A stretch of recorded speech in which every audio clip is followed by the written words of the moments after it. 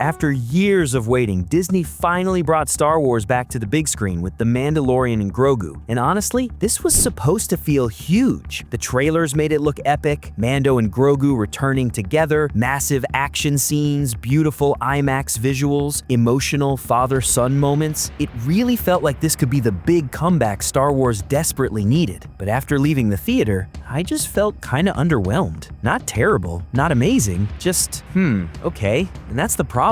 This movie doesn't really feel like a cinematic Star Wars event. It feels more like an extended episode of The Mandalorian Season 4 stretched into a movie format. Instead of delivering something massive and unforgettable like Rogue One or The Force Awakens, the film plays everything extremely safe. The story is simple, predictable, and honestly pretty thin for me. Mando and Grogu travel from planet to planet, dealing with Imperial remnants, chasing missions, escaping danger, but there's barely any real tension. No huge twists, no shocking emotional moments, no sense that the galaxy is truly changing. It feels like watching a Disney Plus storyline with a bigger budget and better camera angles. And a lot of people online are saying the exact same thing like me. One of the biggest criticisms floating around on X and review sites is how little ambition this movie has. Star Wars is supposed to feel grand, massive worlds, deep mythology, epic stakes, but this movie mostly feels like fan service for people who already love the series. If you've never watched The Mandalorian before, maybe this works as a fun introduction. But if you're a longtime fan expecting something bold or game-changing, you might walk out thinking, that's it? Now, to be fair, there are still things the movie does well. Grogu is still unbelievably adorable in this movie. Every time he appears on screen, the audience instantly melts of his cuteness. Disney clearly knows he's the main attraction at this point. Pedro Pascal is also solid as always. Even behind the helmet, Mando still has that cool, calm energy fans love. The action scenes are decent too. Some spaceship chases look fantastic in IMAX, and Ludwig Göransson's score still absolutely carries certain scenes. Visually, the movie definitely looks expensive, but visuals alone can't save a weak story. The biggest issue is that none of the characters really grow. Mando feels almost exactly the same by the end of the film.